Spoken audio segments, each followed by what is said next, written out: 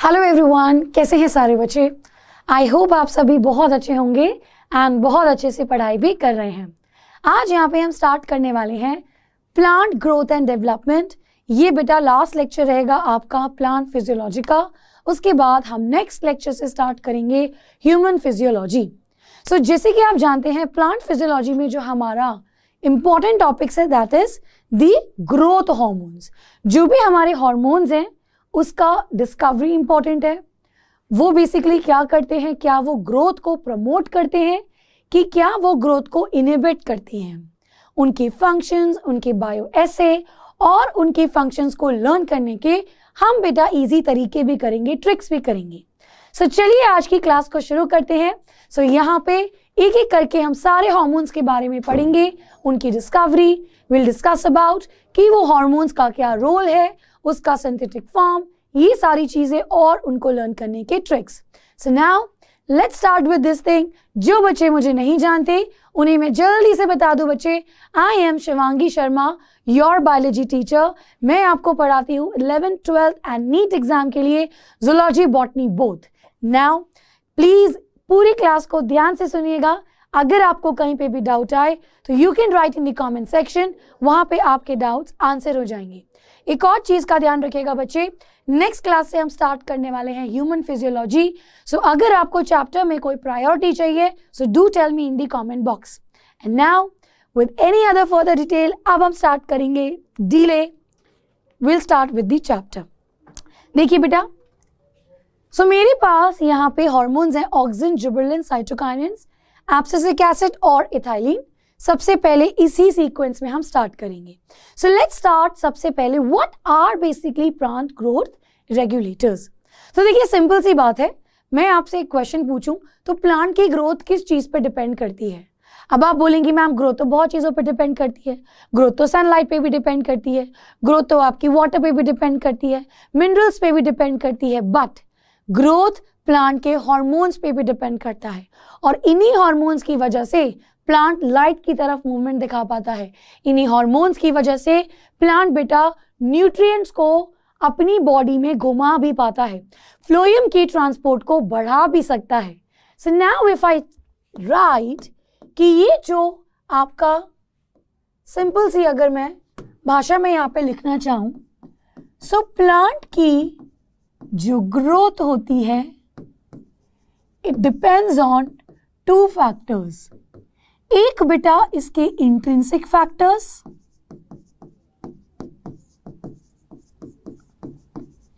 और एक बचे एक्सट्रिंसिक फैक्टर्स। एक्सट्रिंसिक फैक्टर्स बोले तो द इन्वायरमेंटल फैक्टर्स, बाहर की कंडीशन, सॉइल कैसी है, पानी मिला है कि नहीं है, देन आपका सनलाइट कैसा आ रहा है, ये सारी चीजें होती हैं आपकी एक्सट्रिंसिक फैक्टर्स। इंट्रिंसिक फैक्टर्स यानी कि इंटरनल फैक्टर्स, और इसमें बात होती है हार्मोन्स की। Now if I talk about hormones, तो इन हार्मोन्स को हम दो कैटेगरी में बांट सकते हैं, एक ग्रोथ रेगुलेटर्स और एक ग्रोथ इनहिबिटर्स। सो एक जो ग्रोथ को प्रमोट कहें, सो ग्रोथ रेगुलेटर मतलब ग्रोथ को रेगुलेट करना, जो कम भी कर सकता है बढ़ा भी सकता है। तो एक हो गए ग्रोथ प्रमोटर्स और दूसरे बच्चे हो गए ग्रोथ इनहिबिटर्स। ना अगर मैं यहाँ पे ग्रोथ प्रमोटर्स की बात करूं तो आपके पास तीन हार्मोन्स आते हैं मेनली। एक आपका ऑक्सिन, दूसरा the gibberellic acid, the gibberellins, और तीसरा बचे साइटोकाइनेसिस, साइटोकाइनिन्स। अगर मैं ग्रोथ इनहिबिटर्स की बात करूं जो रोकते हैं ग्रोथ को, जो एजिंग को प्रमोट करेंगे, तो इसमें आपके पास आता है द ABA और द एब्सिसिक एसिड। नाउ बच्चे देयर इज वन हार्मोन जिसका दोनों ही रोल होता है एंड दैट इज इथाइलिन। ये कुछ प्रमोट भी करता है और कुछ रोकता भी है, लेकिन मेजरली ये इनहिबिट करता है। मेजरली इनहिबिट करता है, तो इसके दोनों फंक्शन है, it promotes as well as it inhibits, but majorly it inhibits. ठीक है, चलिए नाउ बेटा सबसे पहले के बारे में पढ़ते हैं. First let's start about auxins. लेकिन ऑक्सिन्स को पढ़ने से पहले हम यहाँ पे क्लासिफिकेशन करेंगे, जहाँ पे आपके कुछ इंपॉर्टेंट क्वेश्चन कवर हो जाएंगे. यहाँ पे we will classify the various hormone based on their chemical nature. So classification based on the chemical nature. ठीक है भाई, चलिए अब यहां पे देखिए सबसे पहले आपका जिसके पास एक इंडोल रिंग होगी, यानी कि ये एरोमेटिक रहेंगे. इनमें बेटा डबल बॉन्ड्स होंगे, तो डबल बॉन्ड्स यानी कि ये अनसैचुरेटेड हो गया. देन बच्चे इसमें आपकी नाइट्रोजन प्रेजेंट होगा. So these are nitrogen containing aromatic rings. तो इस कैटेगरी में आपका हार्मोन आता है विच इज ऑक्सिन.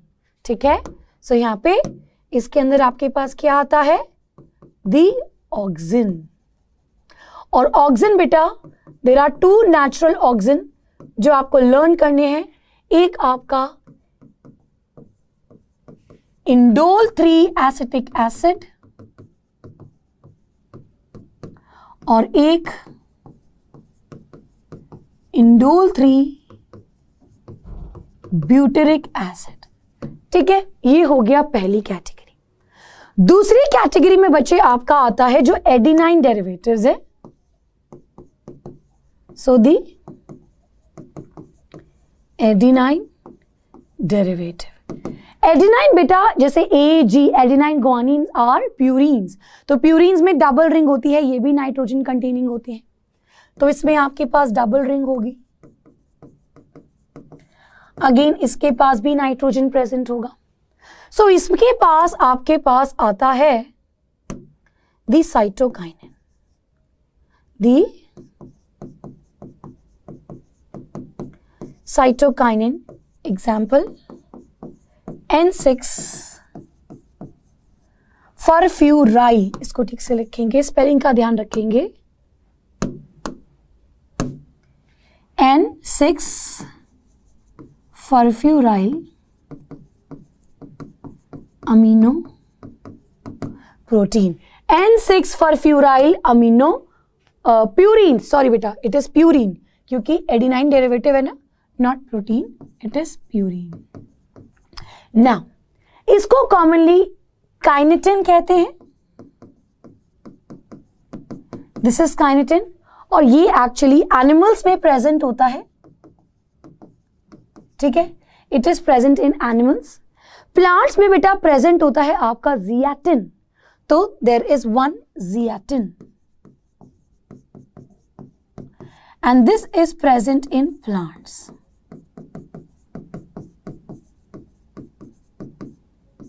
नेचुरली. तो ये भले ही एनिमल्स में प्रेजेंट होता है काइनेटिन, लेकिन ये प्लांट्स में यूज कर सकते हैं. तो ये बेटा प्लांट्स के अंदर सिंथेटिक हो गया. यस और नो भाई, ये नेचुरली एनिमल्स में प्रेजेंट है, तो प्लांट्स के केस में ये सिंथेटिक हो गया. तीसरी कैटेगरी बच्चे आपकी आती है दी टर्पीन्स.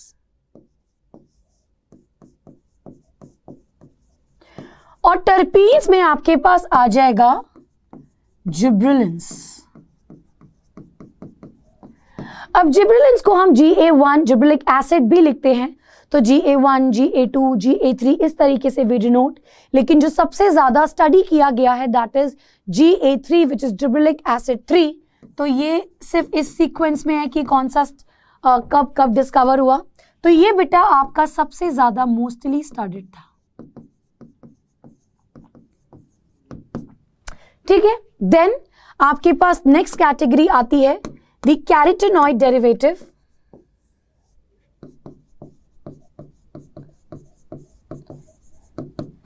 या डेरिवेटिव ऑफ कैरोटीनॉइड्स.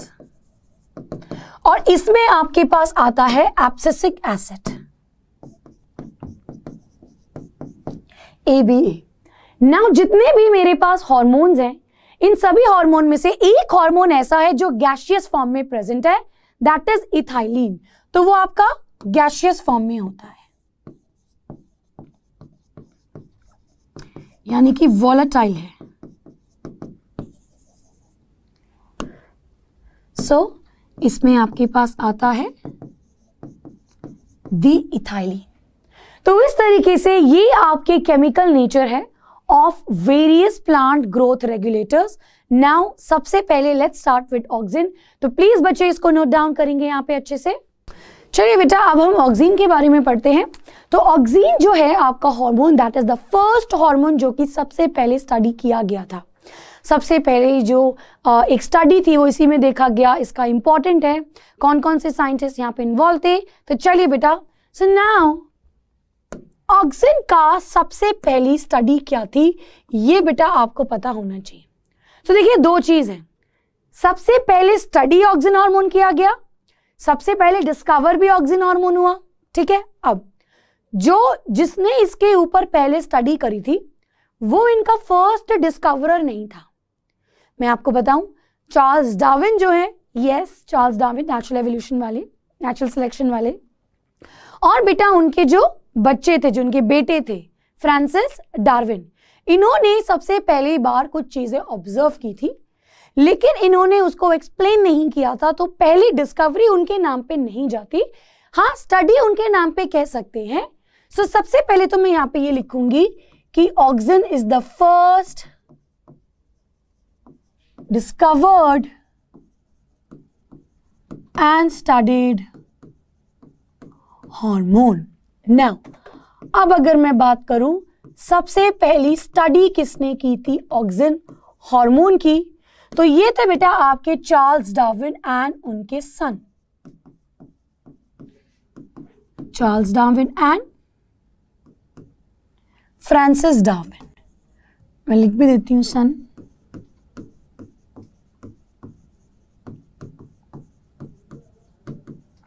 इन्होंने सबसे पहले स्टडी की थी।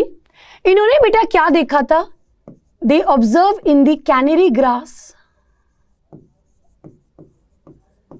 कैनरी ग्रास का सीड का बेटा जो कोलियोप्टाइल था उसको इन्होंने स्टडी किया।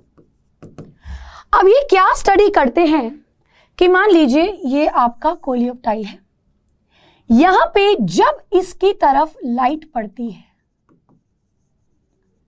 तो जिस डायरेक्शन पे इनकी लाइट पड़ती है ये उस डायरेक्शन में झुक जाता है। तो ये यहां पे क्या हुआ, जब इसकी तरफ यहां पे लाइट पड़ी तो ये उस डायरेक्शन में झुक गया।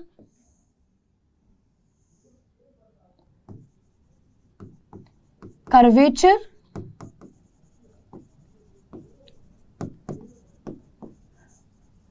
टुवर्ड्स लाइट, ठीक है, कर्वेचर कह लो, बेंडिंग कह लो, टुवर्ड्स लाइट हो गई। नाउ यहां पे ऐसा क्यों हुआ, क्योंकि बच्चे यहां पे ऑब्वियसली दूसरी तरफ सेल डिवाइड हो रहे हैं, तो इस डायरेक्शन में away from the curvature, away from curvature, और या बोलूं अवे फ्रॉम लाइट,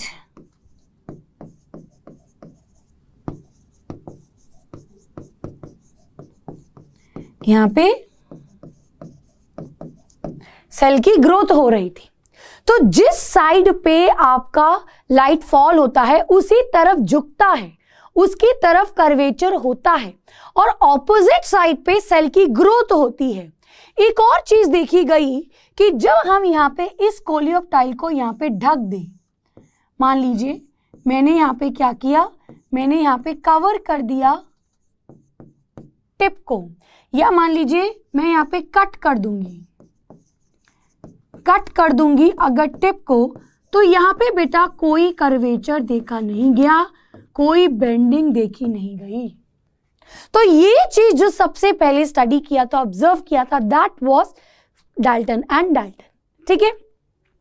ये लोग नहीं समझ पाए कि इस सेल ग्रोथ के पीछे क्या कारण था। ये टिप के काटने के बाद उन्होंने सोचा ठीक है, टिप को काटा तो नहीं देखा, या उसको अगर फॉइल पेपर से कवर किया तो यानी कि इस पे लाइट नहीं आई तो नहीं हुआ। इतना तो क्लियर था कि टिप में कुछ था, लेकिन ये उन चीजों को समझ नहीं पाए कि यहाँ पे एक्चुअली क्या था, what was the basic principle जो इसके पीछे था, अगर ये सेल ग्रोथ हो रही है तो ये क्यों हो रही है, ये चीज इन्होंने यहाँ पे स्टडी नहीं की। तो यहाँ पे बेटा इन्होंने जो ऑब्जर्व किया कि that was photoperiodism, which is the movement towards light. Light की तरफ मूवमेंट को ऑब्जर्व किया, दैट वाज फोटोपीरियोडिज्म। और ये कैसे मिला, ये उन्हें कर्वेचर मिला यहां पे, जब वेयर वाज नो टिप, या मान लो कि इसमें नो लाइट आई, कोई लाइट नहीं आई, या मान लो कि जब इसको हमने कवर किया so there was no curvature. ये चीज यहां पे इन्होंने बताई। तो ये चीज बेटा, और जो सेल ग्रोथ थी दैट वाज ऑपोजिट साइड पे, ठीक है। तो यहां पे मैंने लिखा है सेल ग्रोथ, मैं यहां पे भी लिख देती हूं, इधर भी एक और चीज क्या थी कि जो सेल की ग्रोथ थी वो ऑपोजिट थी या away from curvature.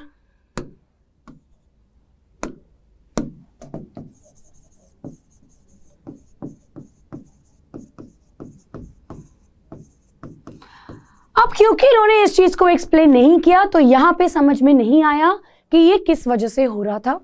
Now we know, आपने क्लास 10th में भी पढ़ा है, फोटोपीरियोडिज्म ऑक्सिन्स की वजह से होता है।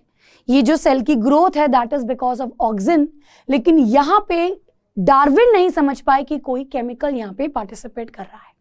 सो नाउ बेटा इसका जो डिस्कवरी का श्रेय है वो जाता है FW वेंट को। सो इसीलिए अगर क्वेश्चन में आएगा कि किसने डिस्कवर किया ऑक्सिन, तो इट वाज FW वेंट। इन्होंने ही बच्चे नाम भी दिया ऑक्सिन को, उसका नाम। क्यों नाम दिया? ऑक्सिन बेटा एक ग्रीक वर्ड से आया है, this is oxygen which is a Greek word, और इसका मतलब होता है ग्रोथ। इसका मतलब क्या होता है? ग्रोथ होता है यहां पे, तो इन्होंने यहां पे इसको ये नाम दिया था। ठीक है ना, किस तरीके से उन्होंने डिस्कवरी की। अब इनको तो ये समझना था कि यहां पे क्या है भाई, उनको ये समझना था यहां पे कुछ तो प्रेजेंट है जो कि सेल की ग्रोथ हो रही है।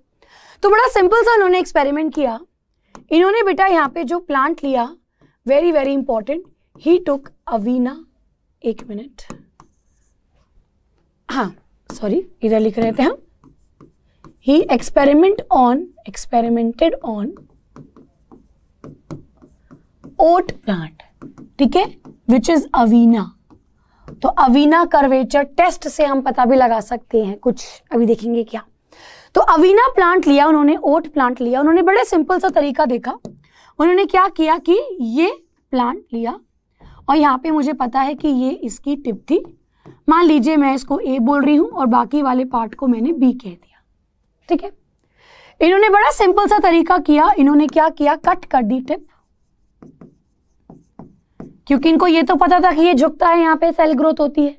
अब यहाँ पे ऐसा क्या है सेल ग्रोथ हो रही है ये समझना था। टिप को कट किया एंड प्लेस्ड ऑन अगार, एक अगार ब्लॉक में उसको रख दिया। सो मान लीजिए this is an agar block,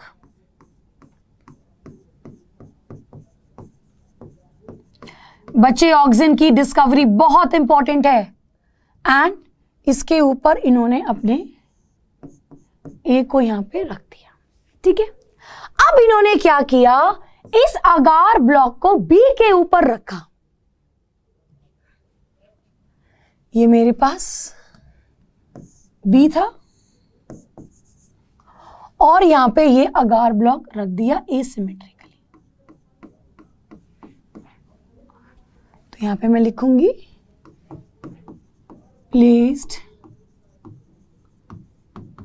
agar block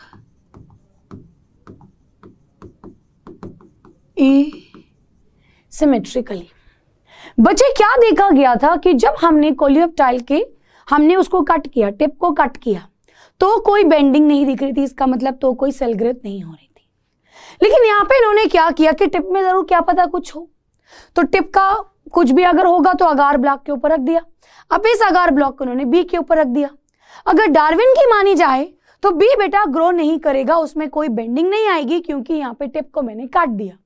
लेकिन अगार ब्लॉक रखने के बाद यहाँ पे बेंडिंग आई। क्या हुआ? यहाँ पे बेंडिंग ऑब्जर्व हुई।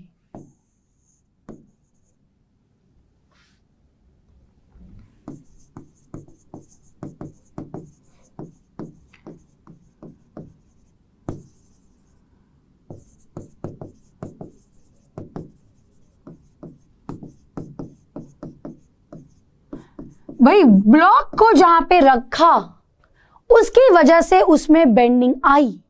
अब यहां पे इनको समझ में आया कि कोई ऐसा यहां पे परमानेंट कॉज नहीं है टिप में, जो कि अगर प्रेजेंट है तो ये ग्रोथ कराएगा, फोटोट्रॉपिज्म दिखाएगा, नहीं है तो नहीं दिखाएगा।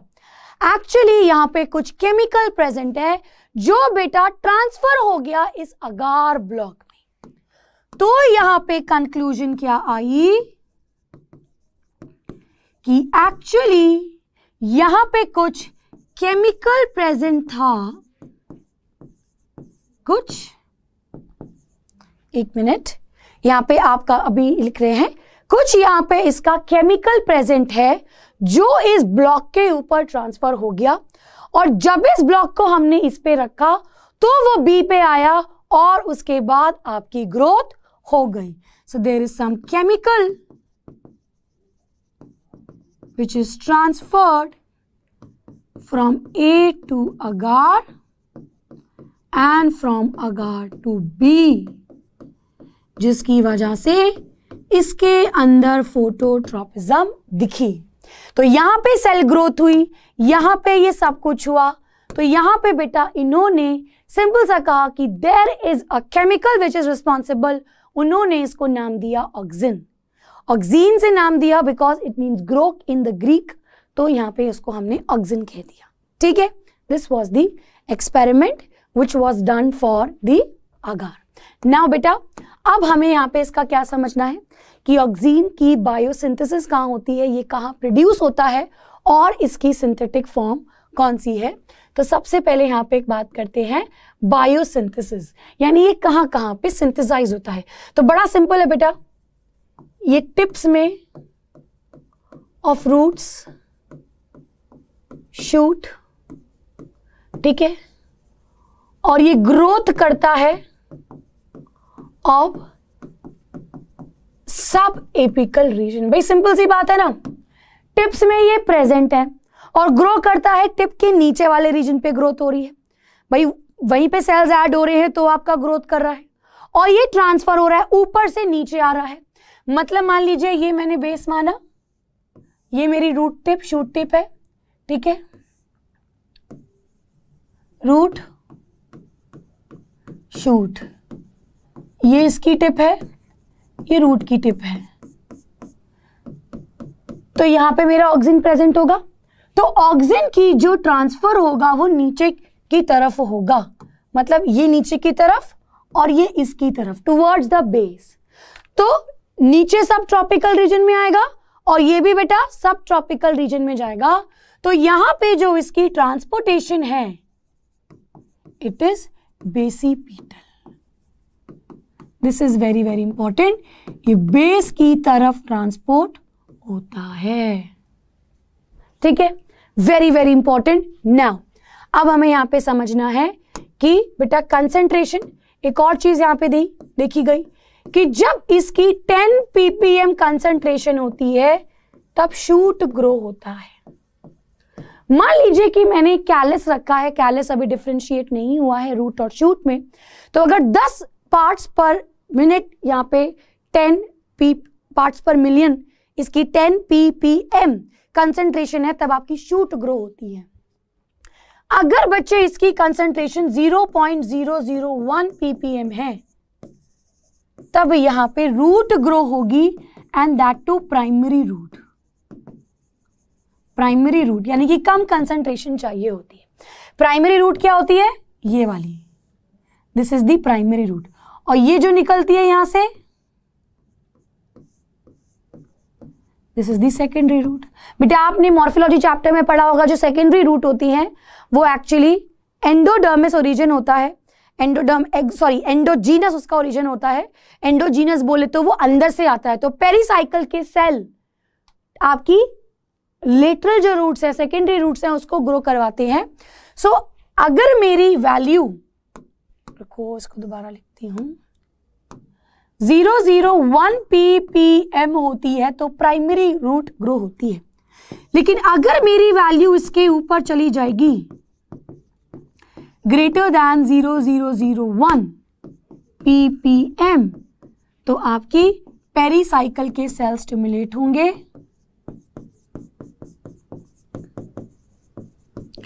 और लेटरल रूट्स ग्रो होंगी। लेटरल यानी कि सेकेंडरी रूट्स ग्रो होंगी। तो मैं आपको केवल वही चीज बता रही हूं जो एग्जाम पॉइंट ऑफ व्यू से आपके लिए इंपॉर्टेंट है। ठीक है, नाउ अब इसके सिंथेटिक फॉर्म लिखते हैं बेटा। तो इसका जो सिंथेटिक फॉर्म है, सो 3 आपको याद रखने हैं, एक 2,4-D विच इज एक मिनट डाइऑक्सी नहीं है, डाइक्लोरो है। Dichloro phenoxy acetic acid. ठीक है, ये इसका सिंथेटिक फॉर्म है। सिंथेटिक फॉर्म यानी कि जो नेचुरली प्रेजेंट नहीं होता, ये बनाया गया है, जो अगर हम प्लांट में डालेंगे तो इस तरीके की ग्रोथ दिखाएगा। दूसरा बेटा एक है 2,5-D dichloro phenoxy acetic acid, मतलब ये फुल फॉर्म बता रही हूं, 2,5-D which is dichlorophenoxy acetic acid. और एक बेटा कौन सा है आपका, naphthalene acetic acid which is NAP acetic acid, NAA naphthalene acetic acid. तो ये आपको इसके सिंथेटिक फॉर्म लर्न होने चाहिए और इसका ये वाला पता होना चाहिए कि किस किस टाइप की जगह पे प्रेजेंट है, कैसे इसकी ट्रांसपोर्टेशन है। ठीक है, चलिए now let's come quickly to the functions of auxin. अब मेन जो चीजें हमें पढ़नी है वो है सारे हार्मोन्स के फंक्शन। तो हम सारे हार्मोन्स का यहाँ पे डिस्कवरी भी करेंगे, उसका फंक्शन भी करेंगे। सो देखिए बेटा, ऑक्सीन्स के बड़े सारे हार्मोन्स हैं, मैं आपको बताऊंगी किस तरीके से आप इसको लर्न कर सकते हैं। सबसे पहले ये सारे पॉइंट्स देखिए बेटा, transport from polar and basipetal. तो ये क्या होता है, ट्रांसपोर्ट बेटा जो उसका होता है ये पोलर से बेसिपेटल पे आता है। सो फ्रॉम टिप से टुवर्ड्स बेस ये जाता है and it is present at tips. तो इसका फंक्शन क्या होगा, फंक्शन को कैसे लिखूंगी कि ये बेस की तरफ मूव कर रहा है, तो ये सब ट्रॉपिकल रीजन की इलॉन्गेशन करवा रहा है। नेक्स्ट बेटा, ये एपिकल डोमिनेंस शो करता है। This is very very important in case of hedge formation and tea plantation. अब देखिए कैसे बेटा, हेज क्या होती है, so this is your hedge, जैसे हम गार्डन्स में देखते हैं, भूल-भुलैया टाइप के में देखते हैं।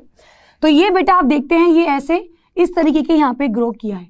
तो वी नो कि लेट्स सपोज हमारे पास ये प्लांट है, तो ये मेरी एपिकल बड्स है, ये मेरी लेटरल बड्स है। दिस इज दी एपिकल और ये मेरी लेटरल है। तो अब क्या होगा कि टिप में मेरा प्रेजेंट होता है ऑक्सिन। तो अगर मैं टिप्स को काट दूंगी तो टिप्स में मेरी ग्रोथ ज्यादा नहीं हो पाएगी, लेटरली मेरी ग्रोथ ज्यादा होगी। तो यहाँ पे हम यही करते हैं, हम कट कर देते हैं टिप्स ऑफ द प्लांट को ताकि चौड़ाई में ग्रो हो सके। आप देखते होंगे कि माली जो होते हैं, गार्डनर जो होते हैं, वो कटिंग करते हैं ऊपर से, सो दैट ऊपर की तरफ ग्रो ना करे, तो ऊपर को कट करके फिर वो लेटरल ग्रो करता है। सो यहाँ पे बच्चे दिस इज अ हेज। तो हम क्या करते हैं यहाँ पे, लेट मी राइट कि यहाँ पे वी कट द टिप और उसको हम डीकैपिटेशन भी कहते हैं। कैप को हमने रिमूव कर दिया जिसकी वजह से लेटरल ग्रोथ होती है, एपिकल ग्रोथ को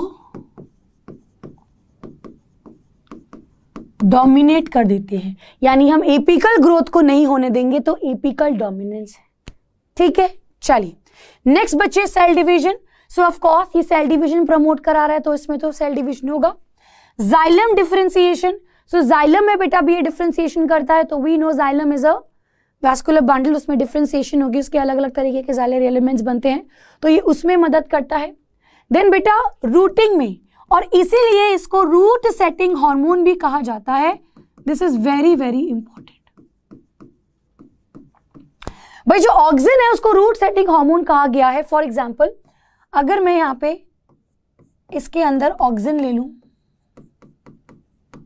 ठीक है, या ऐसा करते हैं, रुको इसको ऐसे बनाते हैं,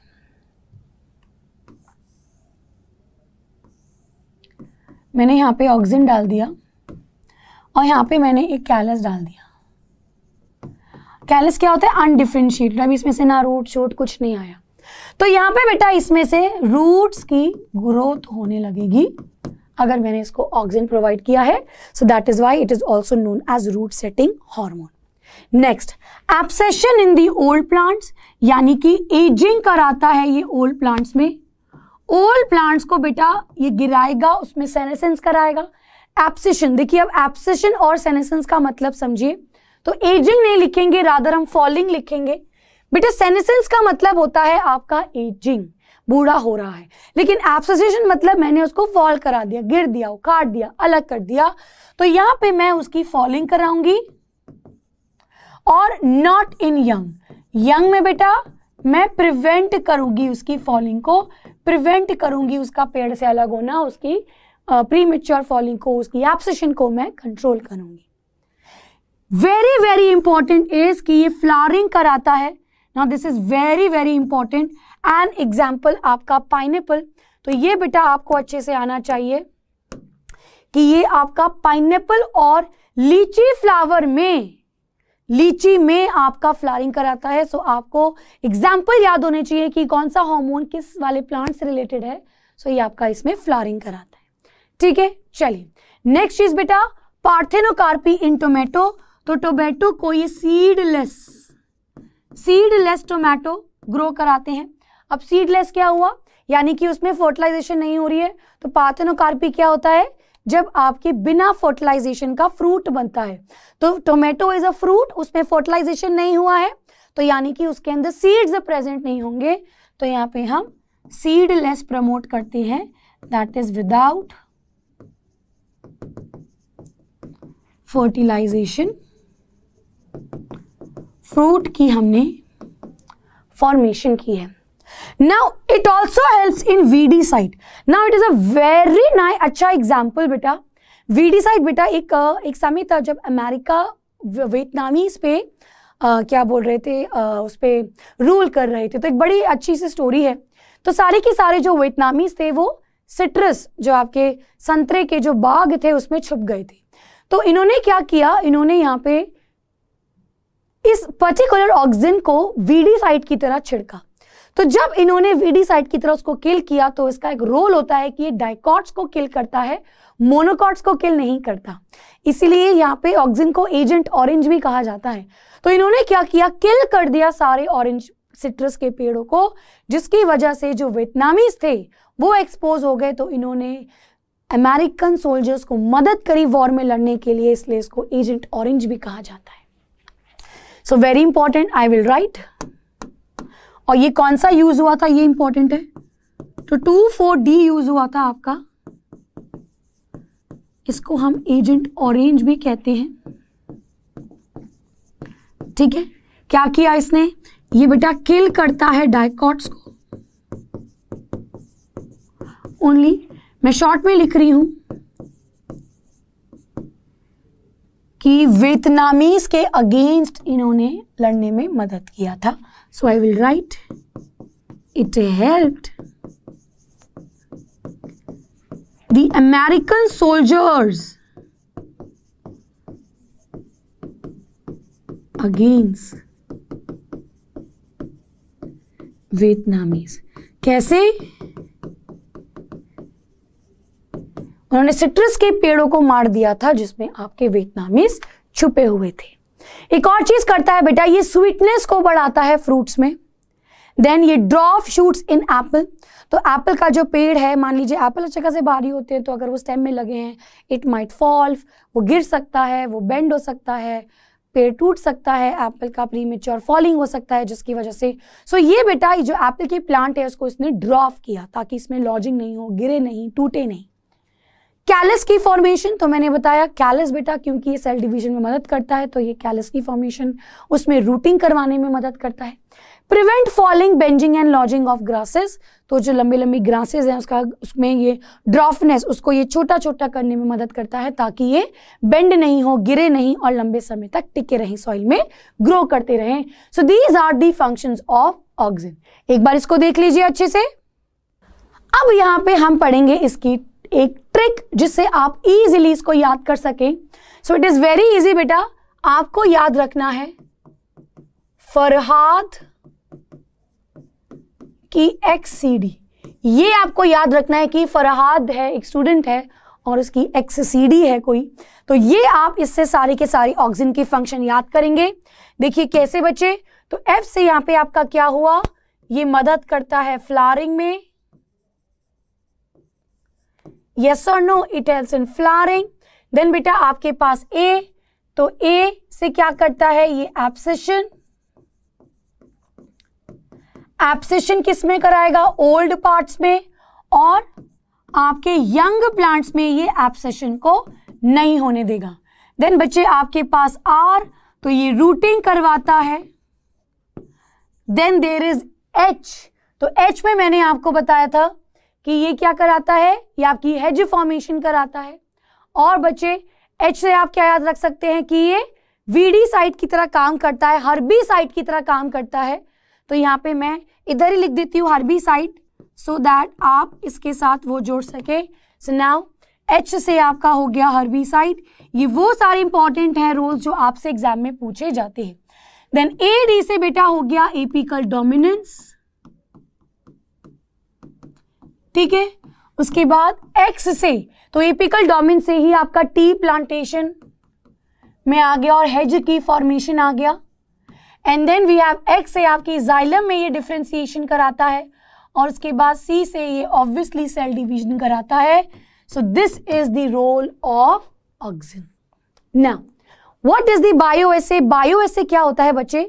बायोएसे एक क्वांटिटेटिव मेथड है जिससे मैं किसी चीज की कंसंट्रेशन को पता लगाऊं, यानी कि कितने ऑक्सिन से कितनी ग्रोथ होगी। तो मुझे अगर ये पता लगाना है कि किसी प्लांट में कितना कोई केमिकल होना चाहिए कि उसमें कोई पर्टिकुलर ग्रोथ हो, कम हो, ज्यादा हो, वो सारी चीजें पता लगानी है, क्वांटिटी मुझे मेजर करनी है, दैट इज बायोएसे। तो ये एक क्वांटिटेटिव मेथड है, ठीक है। अब तो इसका बायोएसे क्या है, तो आपको दो बायोएसे याद रखने हैं। एक आपका अवीना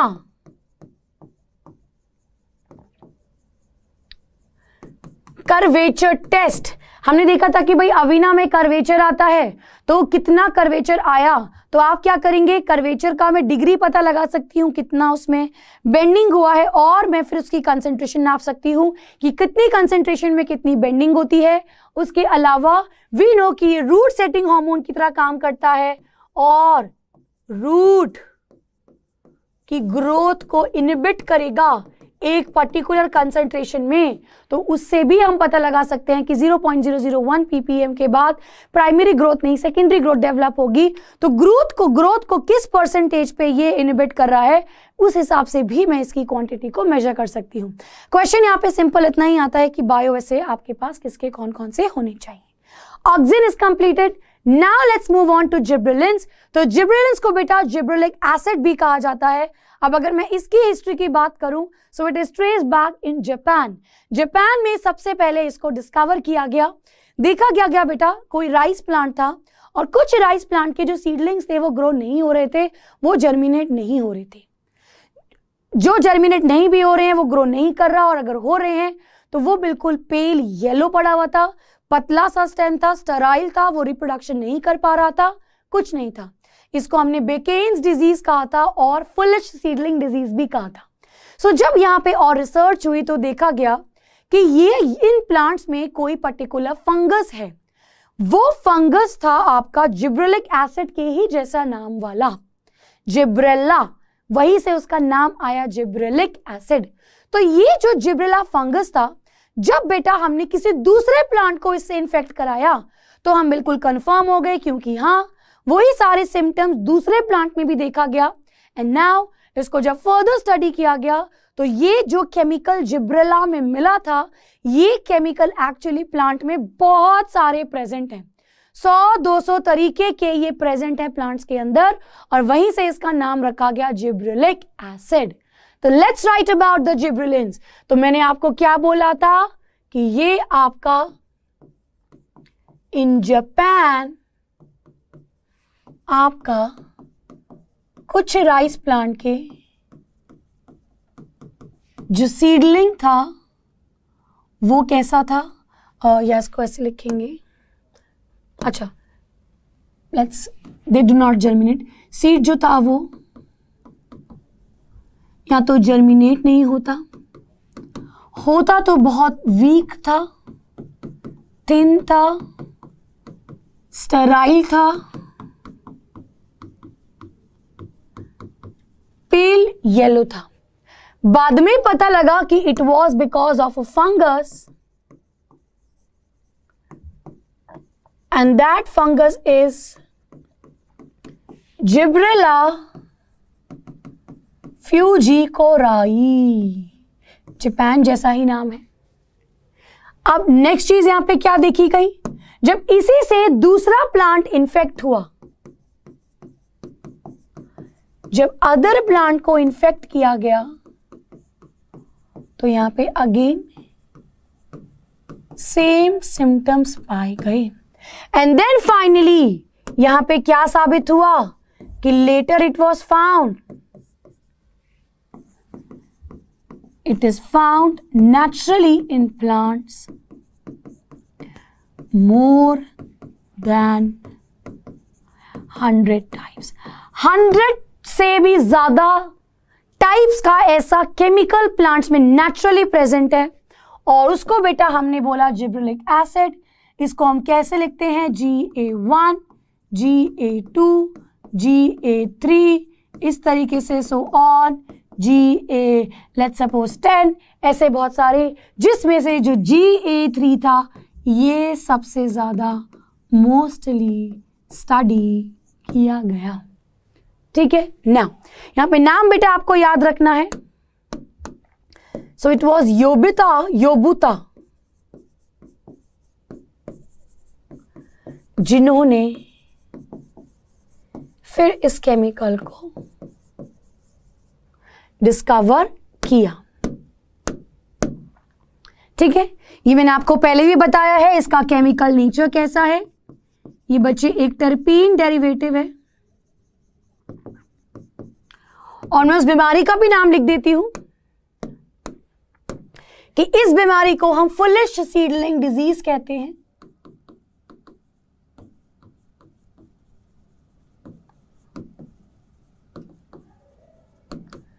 या इसको हम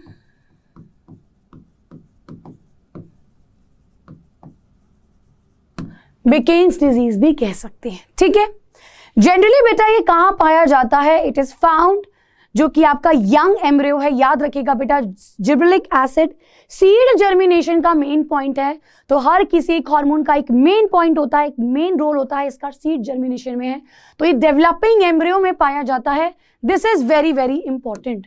सो very very important, it is found in developing embryo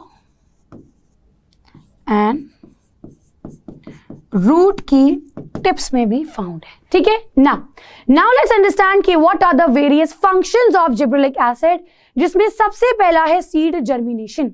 अब सीड जर्मिनेशन ये कैसे करता है, तो यहां पे बेटा इसको समझने की कोशिश कीजिए। तो मान लीजिए कि आपका ये बार्ले का सीड है, let's suppose this is a barley seed. Barley में इसलिए लिखवा रही हूं क्योंकि बार्ले बेटा कई बार पूछा जाता है एग्जाम्पल कि इसमें सीड जर्मिनेशन कौन कराता है, तो इट इज जिब्रेलिक एसिड।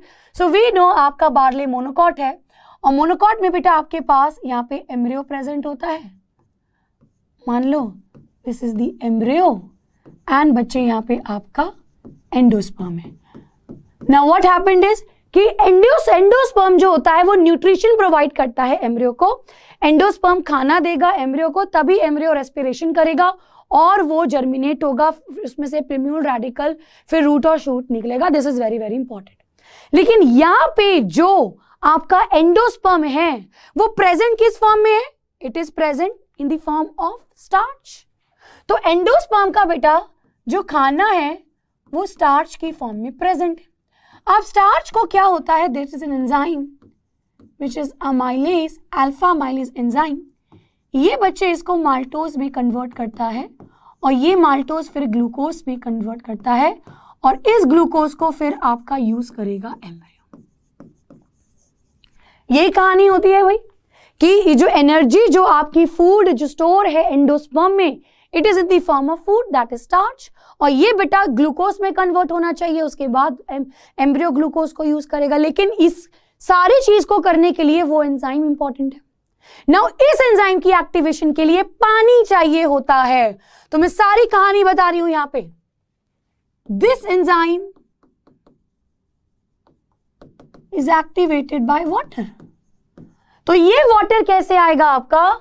ये बेटा यहां से आपका इधर वाटर आया, फिर उसके बाद ये पानी इधर आएगा और उसके बाद आपका ये सारा प्रोसेस होगा। तो ये वाटर की एब्जॉर्प्शन को मदद कराता है जिब्रेलिक एसिड। अब सुनिए, पानी अगर एम्ब्रियो से होता हुआ एंडोस्पर्म में नहीं जाएगा तो अल्फा अमाइलेज नहीं बनेगा, एक्टिवेट नहीं होगा और आपका ग्लूकोज नहीं बनेगा, एम्ब्रियो ग्लूकोज को यूज नहीं कर पाएगा।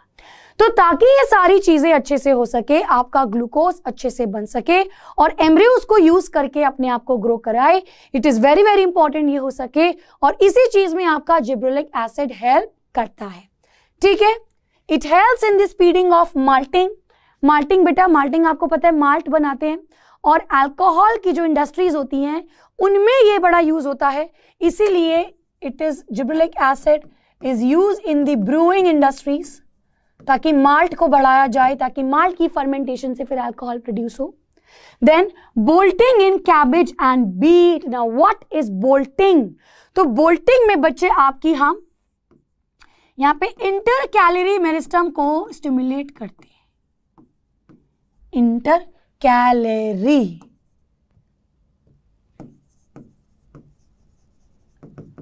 मेरिस्टम का स्टिमुलेशन होता है। ध्यान से देखेंगे इसका मतलब क्या है। सी है बेटे, मान लीजिए कि आपके पास ये है, दीज आर दी नोड्स। ठीक है, ये आपका नोड है और मुझे पता है कि बीच वाला हमारा इंटर नोड होता है। तो लेट्स सपोज नोड से आपके यहाँ पे ऐसे ऐसे ब्रांचेस आ रही हैं। अगर मैं यहाँ पे सप्रेस कर दूंगी, अगर मैं यहाँ पे सप्रेस कर दूंगी इंटर नोड को, तो ये ऐसे ऐसे हो जाएगा बेटा। इसको रोजेट हैबिटेट कहते हैं, ये तो आप जानते हैं कि अगर मैं इस नोड्स इंटर नोड्स को मैं सप्रेस कर दूं, छोटे कर दूं, तो रोजेट हैबिटेट मिल जाएंगे। अब अगर मान लीजिए कि इंटर नोड्स में ज्यादा चीजें प्रेजेंट है, अगर मैं इंटर कैलरी मेरिस्टम को स्टिमुलेट करूंगी, inter calorie meristem inter node को स्टिमुलेट करता है, ये आप एनाटॉमी में पढ़ चुकी। सो ये इसी में मदद करेगा। सो ये बेटा बोल्टिंग कराएगा, ये इंटर कैलरी मेरिस्टम को स्टिमुलेट करेगा, सो दैट ये आपका इस डायरेक्शन में जाएगा आपका जिब्रेलिक एसिड, सो दैट आपकी इंटरनोड्स इलोंगेट हो। ठीक है, ये कैबेज और बीट में कराता है और यहीं से आप इसको और बेहतर समझ पाओगे, that is in sugarcane. बेटा एक बात बताइए कि शुगर केन का जो आप गन्ना खाते हो तो उसमें जो इंटरनोड होता है उसी में ज्यादा जो उसका रस है शुगर केन का, वो इंटरनोड में रस होता है। तो अगर मैं शुगर केन के इंटरनोड्स की लेंथ बढ़ा दूं तो मेरा रस ज्यादा होगा, है कि नहीं भाई? अगर मैं यहाँ पे शुगर केन की इंटरनोड्स को इंक्रीज कर दूं, अगर मैं इंटरनोड का लेंथ को इंक्रीज कर दूंगी तो ऑब्वियसली मेरा शुगर भी ज्यादा होगा। तो यही चीज हम इसमें करते हैं and this is very very important कि ये आपकी अच्छी खासी अमाउंट ऑफ शुगर केन को बढ़ा चुका है। एनसीईआरटी में एक नंबर लिखा है बेटा, तो वो भी आपको पता होना चाहिए कि ये आपका 20 टन तक का अमाउंट ऑफ शुगर को बढ़ा सकता है. So this is very very important. Gibberellic acid helps in increasing the amount of sugar in case of sugar cane. ठीक है, चलिए नेक्स्ट बेटा, ये एप्पल के साइज और उसके शेप को इंप्रूव करता है. So this is very very important. उसके बाद अगर मैं बात करूं तो ग्रेप्स के स्टॉक को ये इंक्रीज करता है. ग्रेप्स के स्टॉक को इंक्रीज करने का मतलब है कि मान लीजिए ये आपके अंगूर हैं, तो ये बेटा अंगूर ऐसे लगे होते हैं ना, तो ये जो है, ये जो स्टॉक है, इसको मैं यहाँ पे इंक्रीज करूंगी. देखिए अगर स्टॉक मेरे लंबे लंबे होंगे तो अंगूर को ग्रो करने के, बड़े होने के अच्छे से स्पेस मिलेगी. अगर छोटे छोटे अंगूर के स्टॉक होंगे तो वो पास पास हो जाएंगे, छोटे छोटे हो पाएंगे, ग्रो नहीं कर पाएंगे. तो स्टॉक को अगर मैं बढ़ाऊंगी तो वो दूर रहेंगे और उसका प्रॉपर शेप, उसका प्रॉपर ग्रोथ होगा. तो ये चीज यहाँ पे हो पाती है. बेटा ये डिले करता है सेनेसेंस. सेनेसेंस यानी कि एजिंग, तो ये बूढ़ा नहीं होने देता. अच्छा, this is very very important बेटा. आगे ये क्या करेगा? It breaks seed dormancy and conifers. So conifers जो आपके प्लांट होते हैं, इनमें ये अर्ली सीड जर्मिनेशन कह लो या डिले कर दो. डॉर्मेंसी एक ही बात है. तो डॉर्मेंसी का मतलब सीड ग्रो नहीं हो रहा, तो ये डॉर्मेंसी को डिलीट करता है और सीड जर्मिनेशन को अर्ली करता है. देन बेटा अगर बात करेंगे फ्लावरिंग की, this is very very important कि ये लॉन्ग डे जो प्लांट्स होते हैं उसमें फ्लावरिंग करता है and it help in male flowering. तो ये मेल फ्लावरिंग कॉज करता है. This is very very very important. ठीक है, चलिए यहां पे इसको नोट डाउन करें. अब एक छोटा सा ट्रिक पढ़ते हैं जिससे आपको जिब्रेलिक के सारे फंक्शंस याद होंगे. तो बड़ा सिंपल है बच्चे, आप यहां पे इसको कैसे याद कर सकते हैं? Good student Malti Das apply BSc in general science. ठीक है, ये याद हो सकता है कि गुड स्टूडेंट है भाई मालती दास और उसने BSc में अप्लाई किया है. BSc में जिस सब्जेक्ट जनरल साइंस में अप्लाई किया है. ठीक है, अब देखिए यहां से सारे फंक्शंस के याद होंगे. सबसे पहले गुड स्टूडेंट, तो गुड स्टूडेंट से बेटा आपका यहाँ पे सीड जर्मिनेशन लर्न हो सकता है. यहाँ पे आपका सीड जर्मिनेशन हो गया. अब अगर मैं यहाँ पे मालती की बात करूं तो हमको पता है कि ये मल्टिंग को इंक्रीज करता है. देन बेटा दास का D और S, तो यहां से डिले करता है ये सेनेसेंस को. देन अगर मैं यहां से अप्लाई की बात करूं तो हमने क्या करा था कि ये एप्पल का, फ्रूट का शेप और साइज को इंप्रूव करता है. देन बच्चे BSc, तो BSc में हमने क्या पढ़ा था? बोल्टिंग. तो बोल्टिंग में क्या करता है बच्चे? ये बोल्टिंग में आपके इंटरनोड्स को इलोंगेट करेगा, इंटरकैलरी मेरिस्टम को स्टिमुलेट करेगा. साथ ही बच्चे ये शुगर लेंथ में, शुगर केन में इंक्रीज करेगा. देन आपका C से आपका कोनीफर्स, कोनीफर्स में ये सीड जर्मिनेशन कराएगा अर्ली. जनरल साइंस, तो जनरल साइंस में मैंने आपको बताया था कि ये ग्रेप का स्टॉक को इंक्रीज करेगा. ठीक है, तो ये सारे आपके फंक्शंस होते हैं फॉर जिब्रेलिन्स. ऑलराइट, चलिए नेक्स्ट बच्चे मेरे पास यहाँ पे आता है जिब्रेलिक एसिड का बायो एसे, यानी कि मैं इसकी क्वांटिटेटिव एनालिसिस कैसे करूंगी. तो वेरी सिंपल बेटा, आप यहाँ पे दो आपको याद रखने हैं. अब देखिए हम ये डिटेल में नहीं पढ़ना, बिल्कुल डिटेल में नहीं पढ़ना, क्योंकि हमें नहीं दिया गया, हमें सिर्फ ऑक्सीजन का पता होना चाहिए. उसको मैंने समझा दिया, ये आप लोगों के लिए extra information. If you want to write in your exam you can write. तो ड्राफ्ट पी प्लांट, तो जैसे हमें पता है कि ये जो पी प्लांट है बेटा, ये उसमें मदद करेगा, उसकी ड्राफ्टिंग की वजह से आप चेक कर सकते हैं. ज्यादा डिटेल में नहीं पढ़ेंगे. देन ये क्या करेगा? बार्ले का एंडोस्पर्म, ये मैंने आपको समझा दिया है कि एंडोस्पर्म कितना यूज हुआ है वो डिपेंड करता है कि आपका जिब्रेलिक एसिड कितना काम कर रहा है, क्योंकि जिब्रेलिक एसिड ही वाटर की एब्जॉर्प्शन को बढ़ाएगा, उसी से आपका सीड जर्मिनेशन होगा एंड सो ऑन. ये हो गया. तीसरी चीज बेटा आप इसमें ये लिख सकते हैं, इसी तरीके की चीज हम मेज में भी पढ़ सकते हैं. तो मेज के भी बेटा ये ड्राफ्टनेस, तो ये क्या कर रहा है, बोल्टिंग वगैरह में मदद कर रहा है। तो आपका जो पी प्लांट है, मीस प्लांट में है, उसमें ये ड्रॉपनेस लेकर के आता है। ठीक है, चलिए now the next we have the hormone which is the cytokinin. और साइटोकाइनिन बड़ा ही सिंपल है, it comes from two words that is cyto and kinesis. Cyto का मतलब सेल और काइनेसिस का मतलब डिवीजन, यानी कि ये सेल डिवीजन में मदद कराता है। ठीक है बच्चे, यहां पे जो इसकी साइंटिस्ट है that is very very important, it is Skoog and Miller.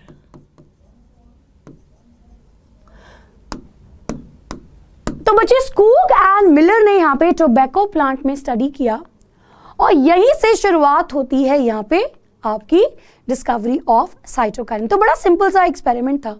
Skoog and Miller ने क्या किया, उन्होंने टोबैको प्लांट में, अब तक ऑक्सिन की डिस्कवरी हो चुकी थी, तो हमें पता था कि अगर हम ऑक्सिन डालेंगे तो कैलस में ग्रोथ आएंगी। लेकिन जब हमने ऑक्सिन डाला टोबैको के कैलस में तो एज सच कोई ग्रोथ नहीं आई। फिर बहुत सारे परम्यूटेशन कॉम्बिनेशन अपनाए गए, बहुत सारी अलग अलग चीज़ों को डाला गया, जैसे कि ईस्ट के डीएनए को डाला गया या वैस्कुलर टिश्यूज के डीएनए को डाला गया। तब देखा गया कि जब हम इसको ऐड कर रहे हैं तब जा करके आपकी ग्रोथ हो रही है कैलस की। यानी कि ऑक्सिन इकलौता सेल डिवीजन के लिए रेडी नहीं है। अब तक जो ऑक्सिन की हम सेल डिवीजन की बात कर रहे हैं, उस सेल डिवीजन में एक और मेन केमिकल है विच इज रिस्पॉन्सिबल, और तब जाकर के साइटोकाइनिन की आपकी डिस्कवरी शुरू हुई। सो देखिए बेटा ये कैसे हुआ। तो इन्होंने क्या किया, मैं यहां पे लिखती हूं, इन्होंने टोबैको का स्टेम लिया, ठीक है, और उसका कैलस लिया। जब बेटा इस कैलस में ऑक्सिन डाला गया, so there was no growth, किसी भी तरीके की ग्रोथ देखने को नहीं मिली। लेकिन जब इस कैलस में ऑक्सिन, उसके अलावा this is very very important, तो तीन चीजें थी, एक आपका ईस्ट का डीएनए,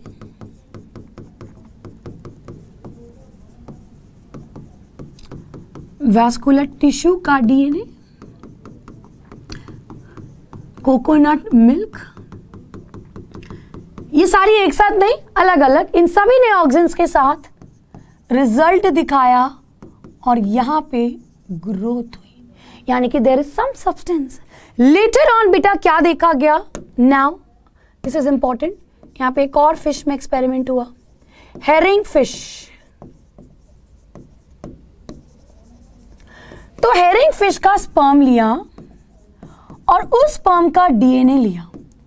इस डीएनए में जब हमने ऐड किया ऑक्सिन तो फिर से ग्रो हुआ। तो अब देखा गया कि भाई हेरिंग फिश के डीएनए में, स्पर्म के डीएनए में ऐसा क्या था। तो यहां पे जो सब्सटेंस था बच्चे, दैट वाज दैट जो हमने पढ़ा था,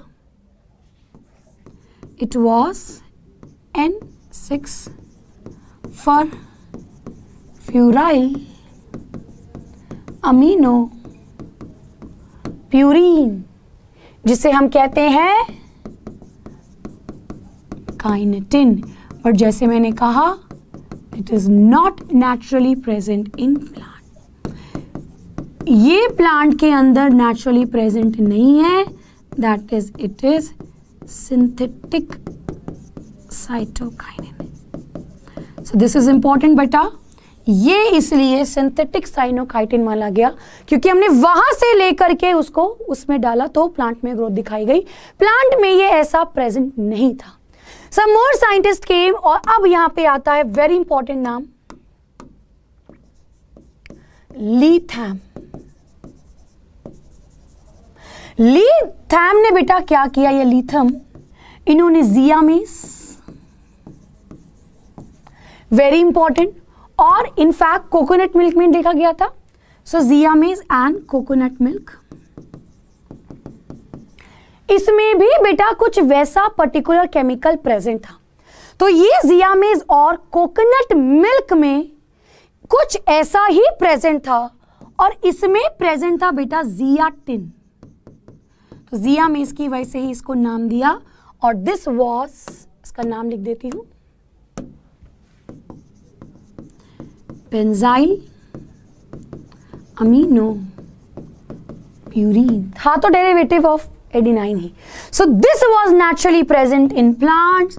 सो this is a natural cytokinin. तो ये सारी इंफॉर्मेशन इंपॉर्टेंट है. ये हो गई इसकी डिस्कवरी की बात. नाउ बच्चे वी हैव टू अंडरस्टैंड कि इसके अब रोल्स क्या हैं. तो प्लीज नोट दिस डाउन. अब देखेंगे बेटा इसका केमिकल नेचर. तो केमिकल नेचर जैसे हमने ऑक्सिन्स और जिबरेलिक एसिड का पढ़ा, इसका भी समझना है. तो मैंने आपको क्या बोला कि this is cytokinins.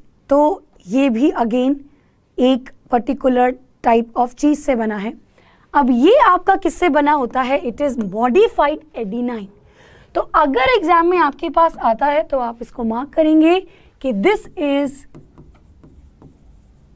Modified adenine.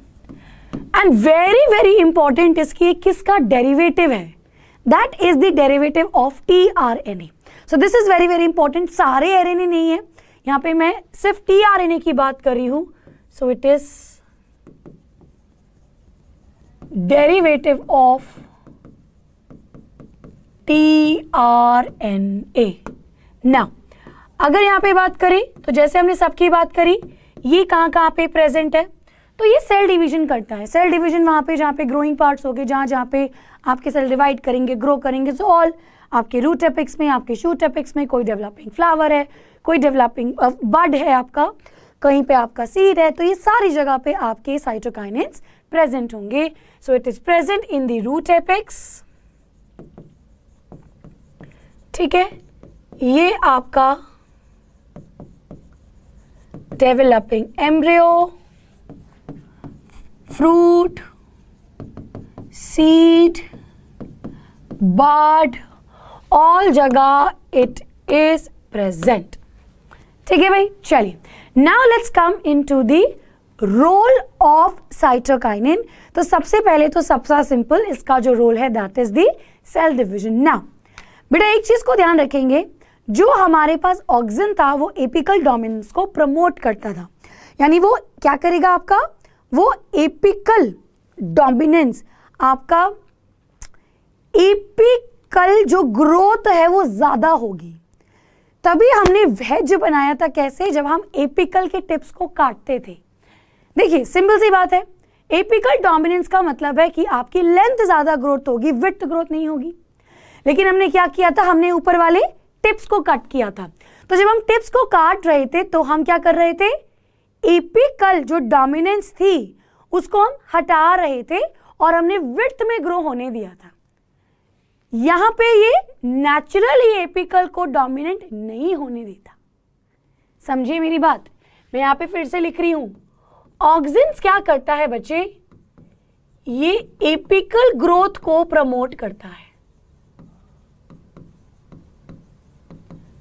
Dominant है एपिकल ग्रोथ.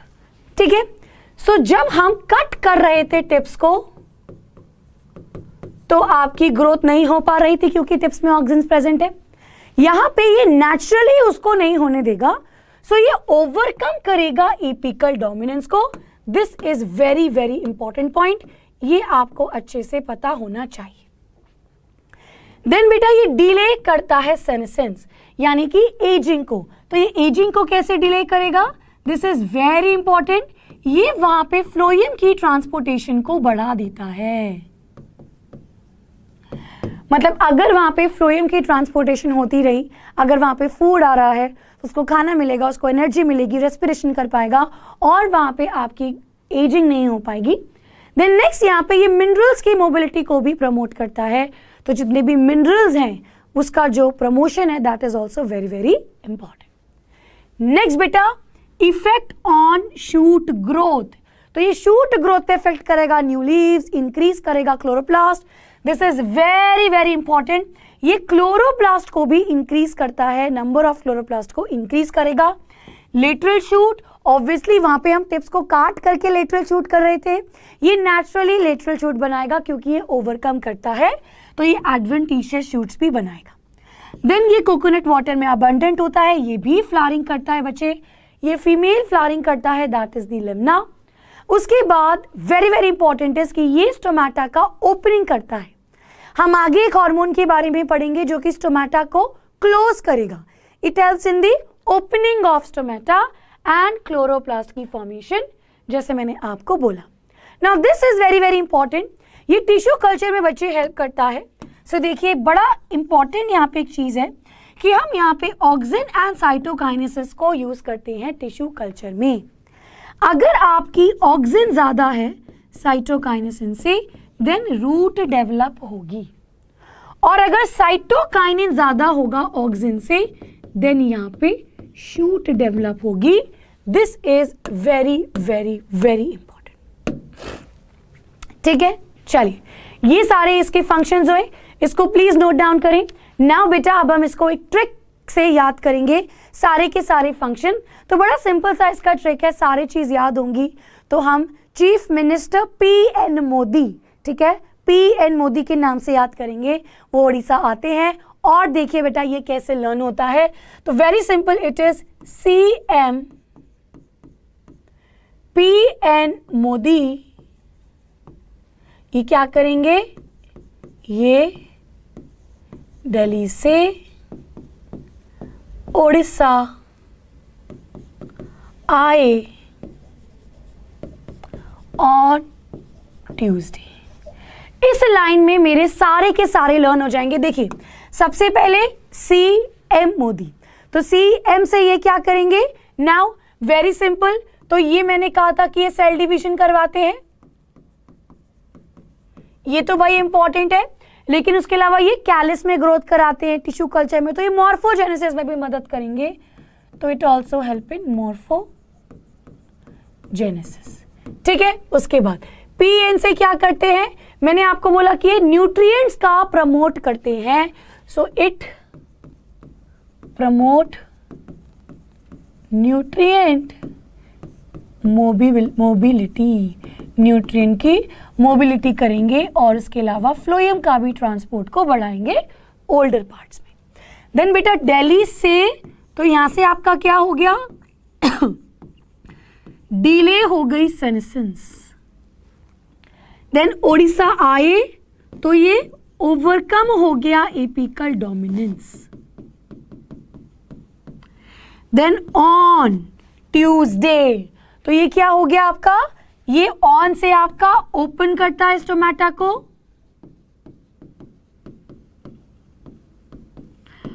और टी से आपका हो गया tissue culture. So this is very very important, जो आपके सारे के सारे फंक्शंस थे रिलेटेड टू साइटोकाइनेंस। इस तरीके से आप उसको याद कर सकते हैं। ठीक है, चलिए नाउ बच्चे साइटोकाइनिन का बायोएसे, यानी कि हम साइटोकाइनिन की क्वांटिटेटिव एनालिसिस कैसे कर सकते हैं। तो एक चीज याद रखिए कि मैंने आपसे कहा था कि ये क्लोरोप्लास्ट को बनाने में मदद करेगा, तो यहाँ पे एक इसका बायोएसे है क्लोरोप्लास्ट प्रिजर्वेशन। नाउ अगेन हमें डिटेल में ये सब नहीं पढ़ना, सो फिर भी मैं आपको यहाँ पे एक्स्ट्रा लिखवाती हूँ। सो एक यहाँ पे होता है क्लोरोप्लास्ट प्रिजर्वेशन टेस्ट। देखिए भाई क्लोरोप्लास्ट के अंदर ही बन रहा है, और ये क्लोरोप्लास्ट को बनाने में भी मदद करता है। देन बेटा टोबैको में इसकी डिस्कवरी हुई थी, तो उसकी पिथ में अगर हम सेल डिवीजन को देखें तो हम यहाँ पे नोट डाउन कर सकते हैं इसकी क्वांटिटी। तो टोबैको प्लांट की पिथ में सेल डिवीजन में भी मदद करेगा। ठीक है, दिस इज डन। चलिए नाउ यहाँ पे the next we have the hormone is the abscisic acid, जिसे हम ABA लिखते हैं, and this is the first growth inhibitor. अब तक जो हम पढ़ रहे थे वो ग्रोथ को प्रमोट कर रहे थे, बट नाउ बेटा जो यहाँ पे होने वाले हैं ये ग्रोथ रुकेगी, ग्रोथ आपकी इनहिबिट होगी। सो यहाँ पे लेट अस राइट अबाउट, ये आपके हिस्ट्री में अगर आपकी बात करूं तो देयर वर 3 डिफरेंट साइंटिस्ट बेटा, और 3 डिफरेंट साइंटिस्ट में ने अलग अलग टाइम पे 3 डिफरेंट प्लांट्स को स्टडी किया। इसकी ज़्यादा डिटेल नहीं जाननी। सो देयर वर 3 साइंटिस्ट, तीनों ने अपने अपने लेवल पे अलग अलग प्लांट्स में डिस्कवरी की, और इन्होंने इन तीनों को अपने ही नाम दिए, और तीनों ने ही नोट डाउन किया कि ये जो एब्सिसिक एसिड है ये प्लांट की ग्रोथ को रोकता है। सो यहाँ पे सेम रिजल्ट्स मिले इनको, क्या, that is inhibition of growth. Growth की इनहिबिशन का इनको यहाँ पे मिला। ठीक है, चलिए अब देखिए बेटा इसके नाम यहाँ पे क्या रखे गए, तो एक ने नाम दिया था उसको इनहिबिटर बी, इनहिबिटर बी, एक ने उसको नाम दिया एब्सिशन 2, ठीक है, और एक ने उसको नाम दिया डॉर्मोन। तो क्योंकि वो डॉर्मेंसी लाता है, डॉर्मिन, तो क्योंकि वो ये डॉर्मेंसी लाता है, ये ग्रोथ को होने नहीं देगा, ये रोकेगा, तो ये अलग अलग 3 साइंटिस्ट ने यहाँ पे इनको 3 नाम दिए, लेकिन अब हम इसको एब्सिसिक एसिड के नाम से जानते हैं।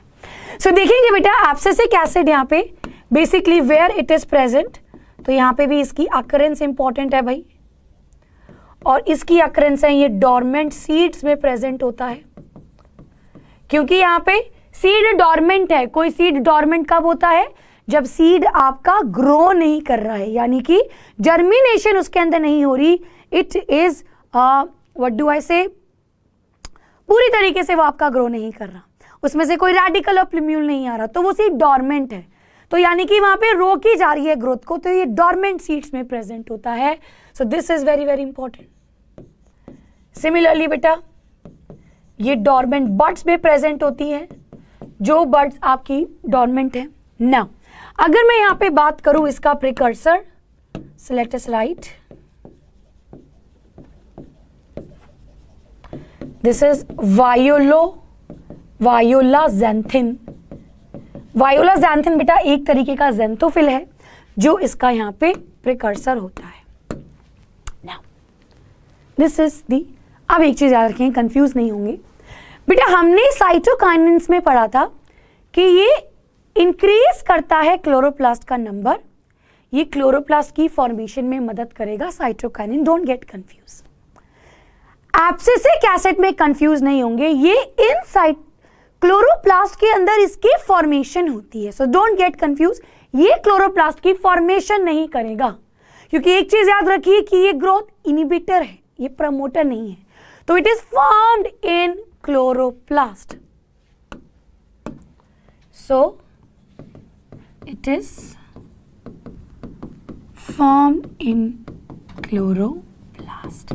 ठीक है भाई, ये हो गया इसका प्रिकर्सर, ये यहाँ पे इसकी बात आ गई।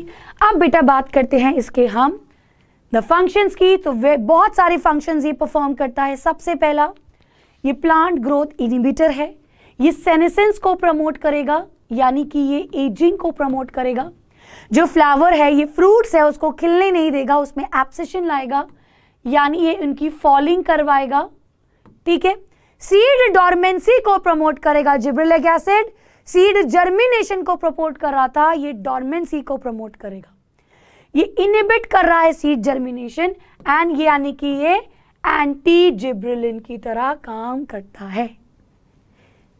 साइटोकाइनेंस बेटा ओपनिंग ऑफ स्टोमेटा करता था, ये क्लोजनिंग ऑफ स्टोमेटा करता है, और क्योंकि ये सीड को डॉर्मेंट कर रहा है, सीड को उगने नहीं देना, तो यानी कि स्ट्रेस हार्मोन है।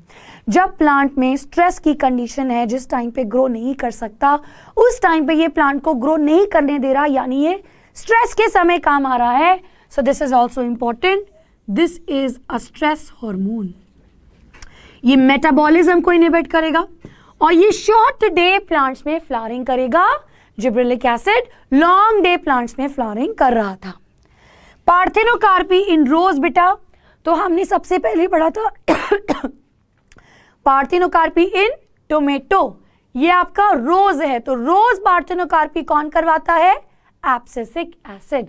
कैम्बियम की एक्टिविटी को डिक्रीज करेगा, कैम्बियम जो कि सेकेंडरी ग्रोथ करवाता है, और आईवी प्लांट में ये रूटिंग कराता है। This is a exception you need to remember. ठीक है, चलिए अब let's do a very quick जो इसका ट्रिक है जिससे हम इसको लर्न कर सकते हैं। सो वेरी इजी ट्रिक बेटा, आप यहाँ पे क्या लर्न करेंगे, यू कैन राइट की there is a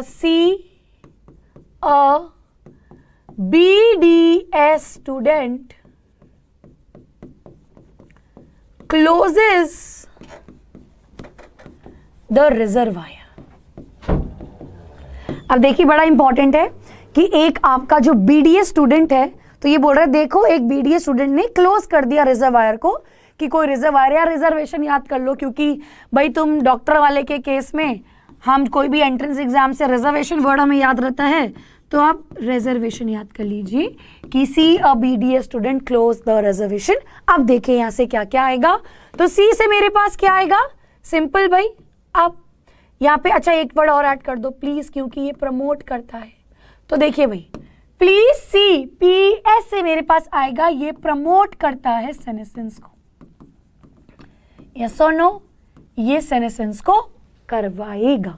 then BDS और A, तो A से बेटा याद रखेंगे ये एब्सिशन करवाता है। देन ये बड सीड की डॉर्मेंसी करवाता है, ठीक है। देन स्टोमेटा को क्लोज करता है, स्टोमेटा की क्लोजिंग करता है। नाउ बेटा जब स्टोमेटा क्लोज होता है तो ये ट्रांसपिरेशन को रिमूव लेस करवाता है, और रिजर्वेशन बोले तो ये क्या करवाएगा आपका, लेट्स राइट, रेजिस्ट स्ट्रेस, क्योंकि ये आपका स्ट्रेस हार्मोन है। So this is your abscisic acid, ठीक है। चलिए एब्सिसिक एसिड का बेटा बायो एसे अगेन इतना ज्यादा इंपॉर्टेंट नहीं है, बट अगर आप चाहें तो यहाँ पे लिख सकते हैं कि जो इसका बायो एसे है कॉटन सीड में हम इसको मेजर कर सकते हैं। सो यहीं पे मैं एक छोटा सा पॉइंट लिखती हूँ, यहीं पे मैं ऐड कर देती हूँ, कॉटन सीड के अंदर स्टडी किया जाता है, ठीक है। Now let's start with the last hormone that is abscisic acid, oh sorry ethylene. तो हमने एब्सिसिक फिनिश कर लिया, अब इथाइलिन स्टार्ट करते हैं। नाउ बेटा इथाइलिन को डिस्कवरी का श्रेय जाता है क्यूजिन्स को। सो मैंने आपको सबका ही थोड़ा थोड़ा बहुत डिस्कवरी के बारे में बताया, हम इसके बारे में भी जानेंगे। तो अब ये क्या था आपका, it is a gaseous, it is इकलौता ऐसा ये हार्मोन है जो कि गैस की फॉर्म में प्रेजेंट है। उन्होंने बड़ी ही विचित्र सी चीज देखी, तो मैं नाम लिख देती हूँ पहले साइंटिस्ट का, बेटा स्पेलिंग को यहाँ पे गलत नहीं करेंगे। सो इट इज कजिन्स, क्यूजिन्स, कुछ भी बोल दो। तो इन्होंने बेटा क्या देखा कि एक संतरा रखा हुआ था जो कि पका हुआ था, राइप ऑरेंज था। तो अब वो देखते हैं कि उसके साथ रखा हुआ एक बनाना है जो भी पक गया, मतलब एक आपका संतरा था और उसके साथ जो बनाना रखा था वो भी पक गया। So then he notice something कि कुछ तो यहाँ से रिलीज हुआ है, एक वॉलेटाइल गैशियस सब्सटेंस, वॉलेटाइल जो उड़ जाता है, उसकी वजह से आपका बनाना भी पक जाता है। सो यहाँ पे इन्होंने क्या देखा, there is a release of volatile substance from ripened orange, जिसकी वजह से banana also become ripened। ये चीज हुई बेटा सबसे पहले, ठीक है। अब ये कहां कहां पाया जाता है, तो अगर मैं इसकी अकरेंस की बात करूं, इसकी साइट की बात करूं, तो ये रूट में, लीफ में, फ्रूट्स में पाया जाता है। देन अगर हम यहाँ पे बात करें इसके प्रिकर्सर की, किससे ये बना होता है, तो दैट इज मिथियोनिन। मिथियोनिन से बेटा ये बना होता है, और ये मार्केट में जो कि इसका कमर्शियल यूज है, ये इथीफॉन की तरह यूज होता है। सो मार्केट में अक्सर जो फ्रूट्स होते हैं, फल वगैरह, उसको पकाने के लिए इसका इस्तेमाल किया जाता है। सो दैट इज इथीफॉन या फिर सीपा, सीपा, ठीक है। फुल फॉर्म भी लिख देती हूं, इथीफॉन या फिर cepa, which is chloro ethyl phenoxy alcohol. ओहो, अल्कोहल नहीं हो सकता, एसिड है। सो इट इज, स्पेलिंग एक बार देख लेंगे, क्लोरो इथेनॉल,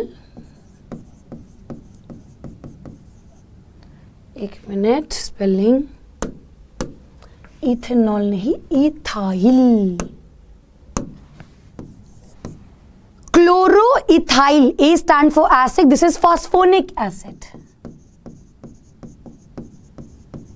अब सही है भाई। तो नाम देखेंगे भाई, केमिकल नाम बड़े मुश्किल रहते हैं, तुम लोग याद कर सकते हो भाई, केमिस्ट्री के काफी टच में हो, ठीक है बच्चे लोगों। सो देखिए भाई, ये वैसे इतना इंपॉर्टेंट नहीं है, you can just skip it also. So यहाँ पे क्या इंपॉर्टेंट है, दैट इज क्यूजिन्स ने इसको देखा था, दिस इज इंपॉर्टेंट। और ये कहाँ पे पाया जाता है, ये अगर आपको याद हो कि मिथियोनिन से बनता है, that is all you need to remember. Now what are the functions of ethylene? तो बड़ा सिंपल, सबसे पहले ये भाई राइप करता है फ्रूट को, तो ये क्लास 10th से पढ़ते आ रहे हैं, it helps in the ripening of fruit. Then बेटा ये सेनेसेंस को प्रमोट करता है, एक चीज याद रखिए, ये दोनों काम कर रहा था, ये आपके ग्रोथ को प्रमोट भी कर रहा है, ग्रोथ को इनहिबिट भी कर रहा है। तो ये इनहिबिट कैसे करता है, ज्यादा करता है, तो ये सेनेसिंग कर रहा है, यानी कि ये एजिंग कर रहा है। देन बेटा ये एब्सेशन भी कर रहा है, यानी कि ये फॉलिंग भी कर रहा है। Then root and root hair का प्रोडक्शन करता है, तो ये इसका प्रमोटर वाला काम हो गया कि रूट की प्रोडक्शन करता है, रूट हेयर की प्रोडक्शन में मदद करता है। देन फ्लावरिंग बेटा इन पाइनएप्पल एंड मैंगो, सो याद रखेंगे इसमें ये फ्लावरिंग करता है। एंड कुकुम्बर में बच्चे फ्लावरिंग करता है। सो ये क्वेश्चन ऐसे भी आता है कि कौन सा हार्मोन है जो कि कुकुम्बर में ईल्ड बढ़ाता है, तो ऑब्वियसली अगर फीमेल फ्लावरिंग ज्यादा होगी तो ईल्ड बढ़ेगा। सो ये ईल्ड इंक्रीज करता है, यानी कि प्रोडक्शन को इंक्रीज करता है इन कुकुम्बर। नाउ इंटरनोड को बेटा इंक्रीज करेगा, तो इंटरलोब में इलॉन्गेशन करता है पेटियोल। पेटियोल क्या क्या होता है, जो लीफ का स्टॉक होता है उसको इलॉन्गेशन करता है। ब्रेक करता है सीड डोरमेंसी, यानी कि सीड जर्मिनेशन में मदद करेगा। सो आप देख रहे हैं इसके दोनों role, promoter and inhibition role. Seed germination in peanut, this is important, इस पे क्वेश्चन भी आ चुका है। Sprouting in the potato tuber, so potato tuber क्या है, आलू। आलू बेटा स्टेम है, ठीक है, स्टेम नीचे जाके फूल गई तो उसको ट्यूबर कह दिया, उसमें खाना स्टोर है पेरिनेशन के लिए। सो स्प्राउटिंग हो रही है, उसमें से बड्स आ रही हैं, तो उसमें स्प्राउटिंग भी ये करता है। So this is the role of ethylene. नाउ इसको मैं कैसे याद कर सकती हूँ, अब इसको लर्न करने में एक और चीज बड़ी इंपॉर्टेंट है, दैट इज द बायोएसे। तो इसके बायोएसे उसका रोल का फिर इकट्ठा एक ट्रिक बनाते हैं। सो इसके बायोएसे में बेटा ये दिखाता है triple response. So this is very very important, it shows a triple response. और ये क्या क्या ट्रिपल रिस्पॉन्स है, पहला एक्सिस की swelling, transverse growth of seedling, तीसरा apical hook formation in dicot plumule से। देखिए बेटा, तो ये याद रखना है आपको कि सीड जर्मिनेशन कराने में मदद तो कर रहा है, तो बेटा ये उसमें एक्सेस की स्वेलिंग कराएगा, ये ट्रांसवर्स ग्रोथ करवाएगा सीडलिंग की, और एक हुक सा क्रिएट करता है एपिक डाइकॉट्स के अंदर, एक जब प्लिम्यूल की ग्रोथ होती है एक हुक सा क्रिएट करता है। So this is the triple response. इनमें हम कैलकुलेट कर सकते हैं द अमाउंट ऑफ इथाइलिन, ठीक है। चलिए नाउ अब यहाँ पे इसकी क्या ट्रिक है, तो यहाँ पे बेटा इसकी ट्रिक से आप याद रखेंगे। So you will write Trisha sat and added some ripe potato,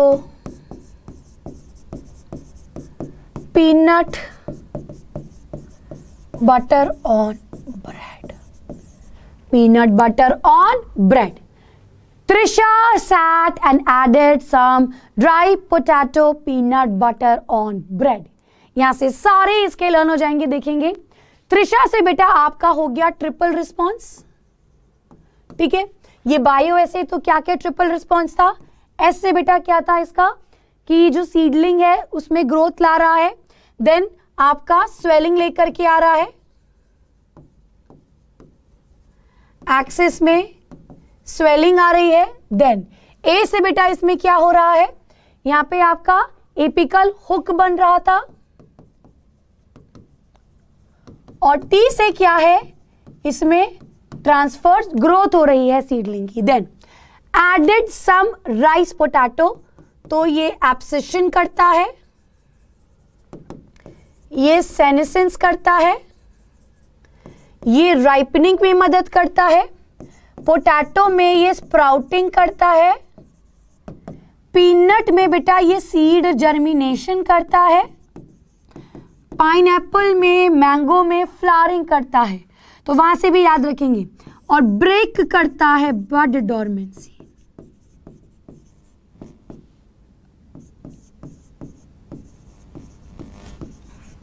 ठीक है, ये आपका खत्म होता है दी इथाइलिन। सो इस तरीके से आपको जो मेन चीज याद करनी है that is all the hormones और उनके सारे फंक्शंस।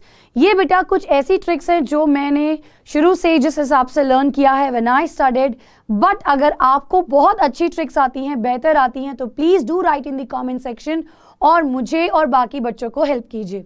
बाकी हम बेटा नेक्स्ट क्लास में मैं आपको यहाँ पे पढ़ाऊंगी human physiology, so will come up with human physiology, और इसमें मैं वो चैप्टर्स पिक करूंगी जो आप लोगों ने कमेंट सेक्शन में बताए हैं।